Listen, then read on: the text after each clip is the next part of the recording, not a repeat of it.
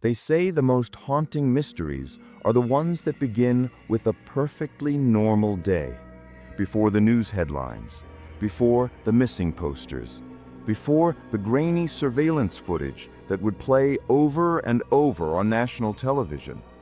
There was just Jennifer, 24 years old, smart, driven, and luminous, the kind of woman who looked like she had her entire future mapped out and color-coded. She worked as a finance manager for Central Florida Investments, a respected company in Orlando's bustling business district. Her friends called her Jen. She was dependable, ambitious, and independent. She'd just bought her first condo, a symbol of everything she'd worked for, proof that her adult life had officially begun. She was also in love. Her boyfriend, Rob Allen, lived in Fort Lauderdale, 3 hours away, and their long-distance relationship was one built on phone calls, weekend visits, and shared plans for the future.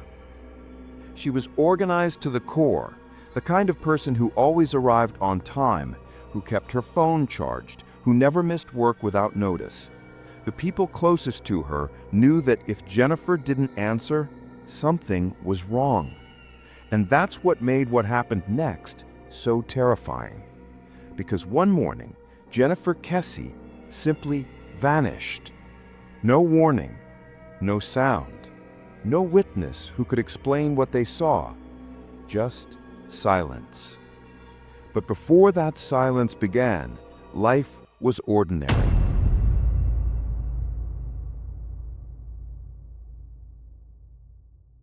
In late January 2006, Orlando was alive with winter sun, a city of palm trees and pastel condos where Disney magic met real-world ambition. Jennifer had just returned from a vacation in St. Croix with her boyfriend. She was refreshed, glowing, back in her condo at Mosaic at Millenia, a gated complex surrounded by construction sites, new units, and workers constantly coming and going. Her parents, Drew and Joyce, were proud but protective. They worried about the number of transient workers in the area, but Jennifer felt safe. She'd worked hard for her independence and didn't want to live in fear. That Monday, January 23rd, she returned to work, caught up with friends, and called her parents to chat. Everything seemed normal. That evening, she called Rob. They talked about their vacation, about how much they missed each other, about plans for the future. It was the kind of night when nothing felt unusual, except for how ordinary it was. The last phone call ended around 10 p.m. She sounded calm, content.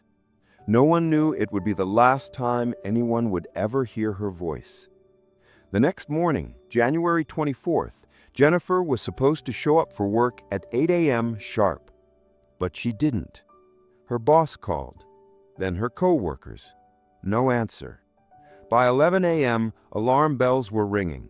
Jennifer was never late, never unreliable, never off the grid. Her phone went to voicemail. Her family started calling. Still nothing. By that afternoon, her parents were on the road, driving from Tampa to Orlando, convinced something terrible had happened. When they reached her condo, the first thing they noticed was how normal everything looked. Her car was gone, but her clothes, her purse, her phone charger, her hair dryer, all there. The shower was still damp. It looked like she had gotten ready for work and then simply disappeared between her front door and her car. And just like that, the bright, promising world of Jennifer Kesse went dark. In less than 12 hours, the woman who had her entire life under control had vanished without a trace. A mystery had begun, one that would haunt Florida, her family, and anyone who ever looked into her eyes from those missing posters. Because the more investigators learned, the stranger it all became.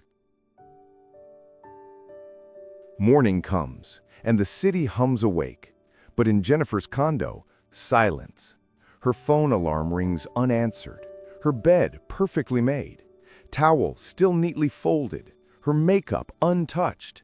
It's as if she'd vanished before the day even began.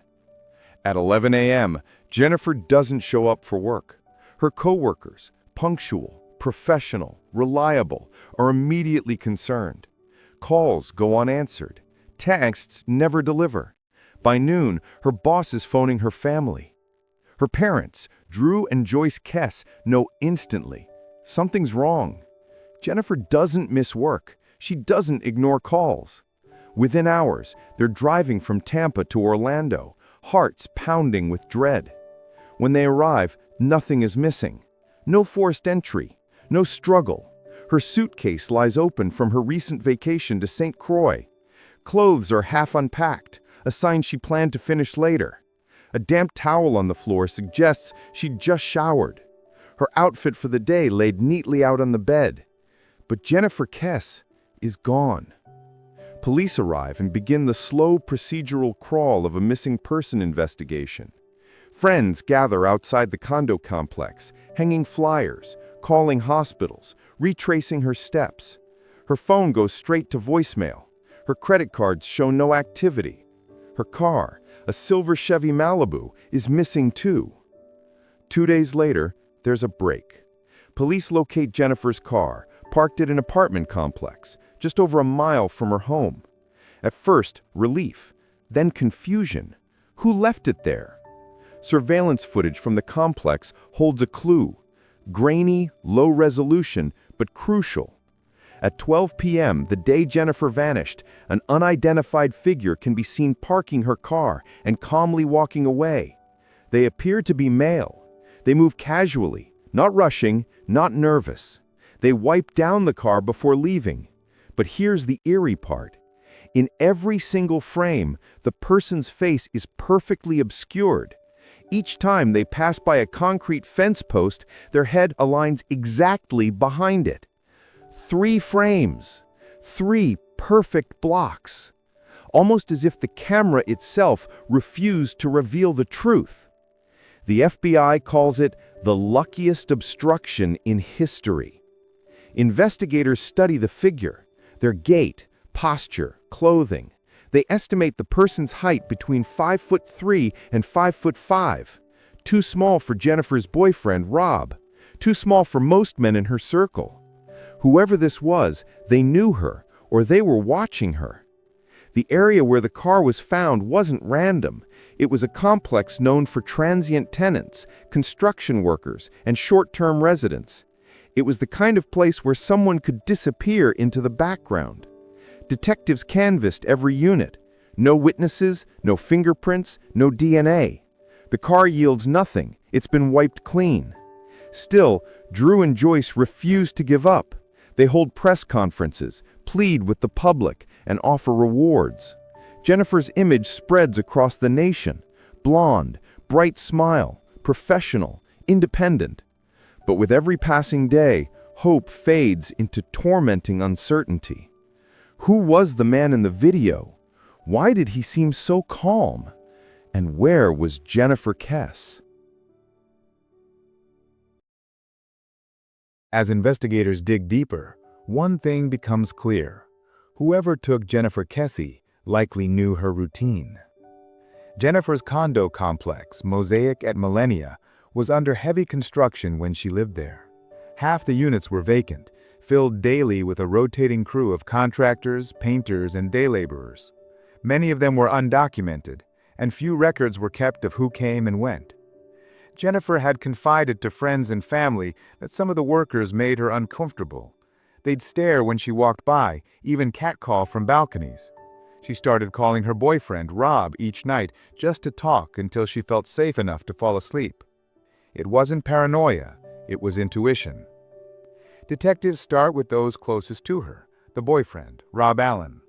He'd been away on a work trip the night she vanished. His alibi checks out.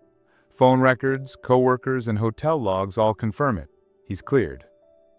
Then they look at ex-boyfriends, coworkers, and even a former tenant who'd once shown interest in her.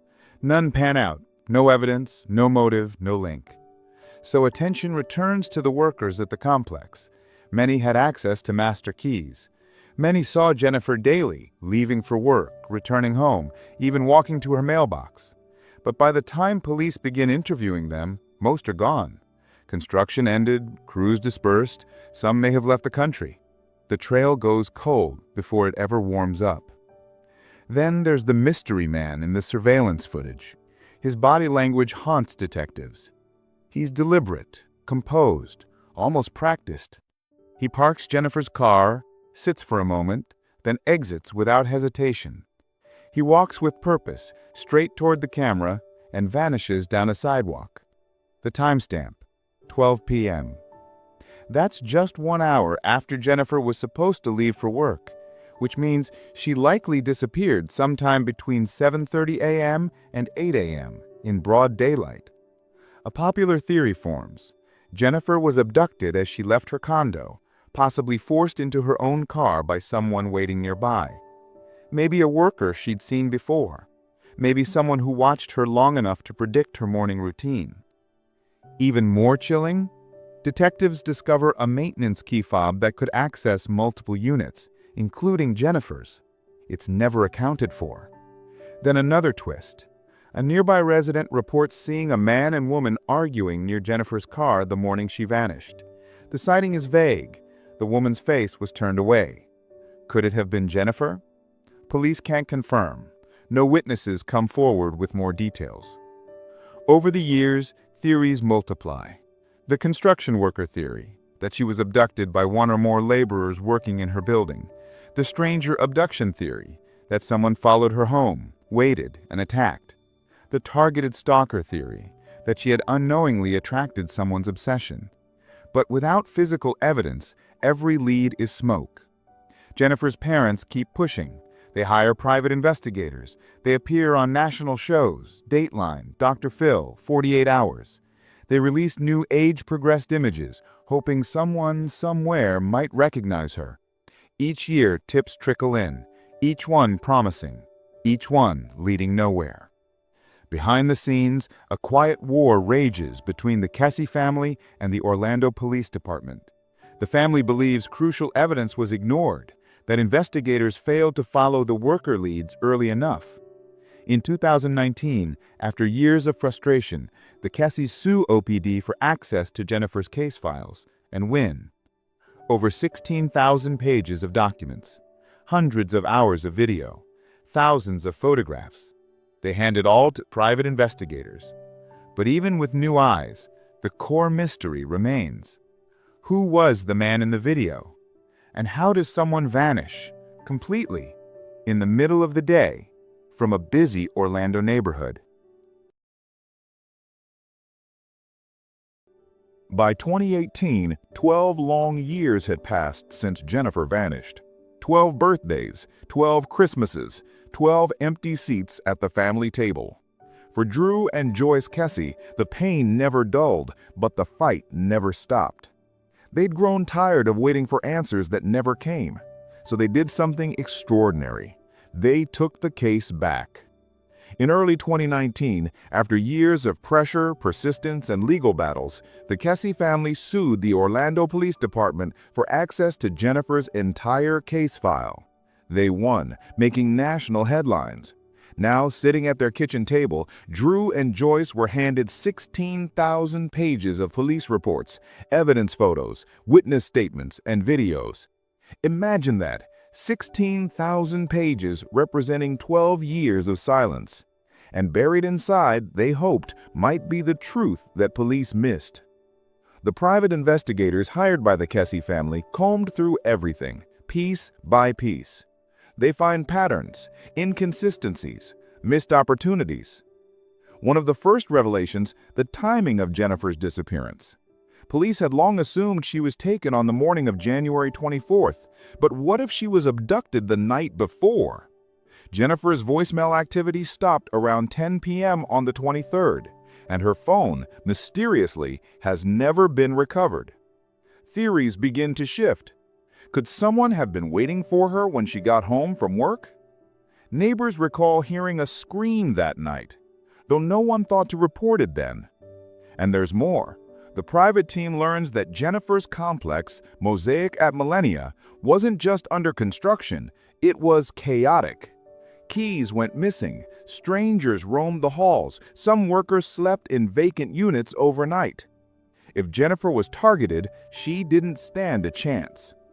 One investigator notes something chilling in the old evidence logs. A master key had gone unaccounted for. That key could open every single door in Jennifer's building, including hers. Police never tracked it down. So the family's team starts over. They trace the construction company. They interview former workers, now scattered across Florida and even outside the country. And one story repeats again and again. There was a worker, a quiet one, who always watched Jennifer when she passed. No one remembers his last name. No one knows where he went. It's a lead, but it evaporates like the others. Meanwhile, Drew Kesse turns himself into a one-man detective. He maps the area around Mosaic, comparing the route where Jennifer's car was abandoned, about a mile away. He notices something odd. Between her condo and that apartment complex with the surveillance camera lies a wooded area and a construction zone. If Jennifer was taken in her own car, whoever drove it had to pass through there. But the police never conducted a full ground search of that corridor. Drew begins to wonder, could Jennifer's remains be hidden somewhere within walking distance from where she lived? He organizes searches, volunteers, cadaver dogs, and even drones. Nothing. Then comes another painful revelation. The surveillance footage, the single most critical piece of evidence in the case, was almost uselessly low quality. The person seen walking away from Jennifer's car was later determined to only be about 5'3", possibly a woman. That discovery upended everything. Had everyone been looking for the wrong suspect all along? But once again, no definitive answer emerged. As the family and private investigators continued to push forward, the emotional toll was staggering. Joyce once said in an interview, "It's not just losing a child, it's losing your life alongside them. Every day you wake up and you have to fight to prove they existed because the world moves on." Despite the exhaustion, the Kesse's campaign brought new public attention to Jennifer's case.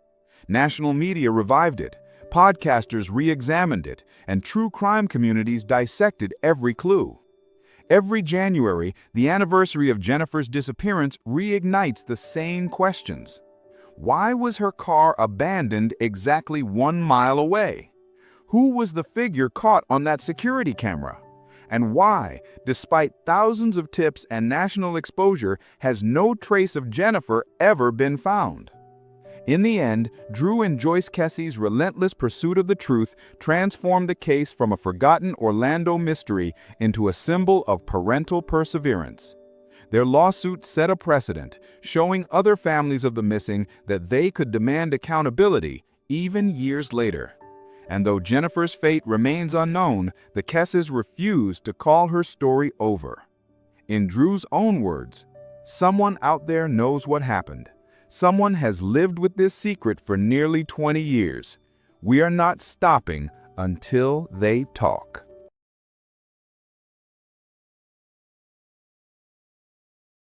Every cold case has a moment, a single instant when hope flickers between light and shadow. For Jennifer Kesse's family, that flicker has never gone out.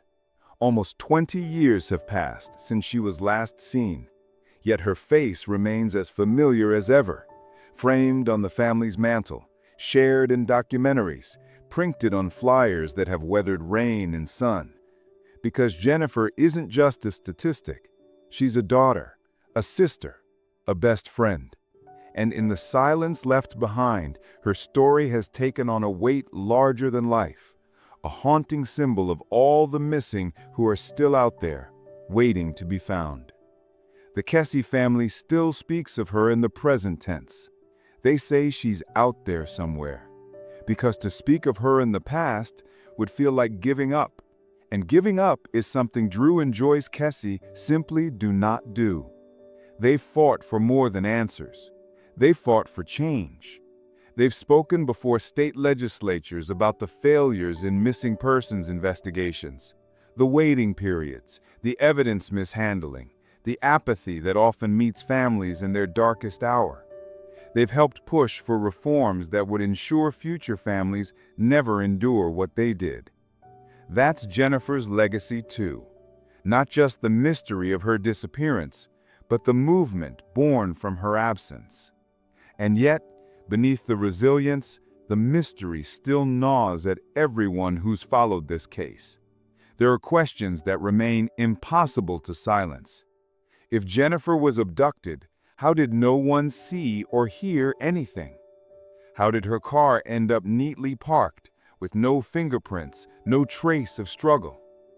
Who was the figure walking away, their face forever hidden behind the metal bars of that fence? Some investigators believe she was taken by someone who knew her routine, someone familiar, possibly from her apartment complex or workplace. Others suggest a chance encounter, a crime of opportunity. But what all agree on is this: Jennifer's disappearance was swift, calculated, and deliberate. And whoever is responsible has carried that secret through nearly 2 decades of daylight. There's a chilling line from Drew Kesse in one of his later interviews. "We believe someone out there knows. And every night before I close my eyes, I remind myself that person still has to live with it." That's what haunts this story most, the quiet endurance of truth. It's out there somewhere, alive, buried beneath time and guilt. Jennifer's name continues to echo in forums, podcasts, and YouTube documentaries like this one, not just as a cold case, but as a reminder of how fragile safety can be. A reminder that even in bright, ordinary places, a new condo, a familiar routine, darkness can slip in unnoticed. Over the years, psychics, amateur sleuths, and self-proclaimed insiders have flooded the family with tips, most of them cruel hoaxes, some sincere but fruitless. But the Kesses handle each one with the same quiet dignity.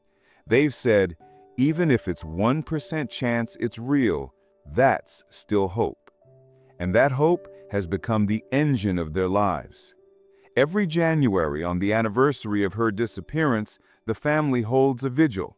It's small, simple, candles, photos, and words.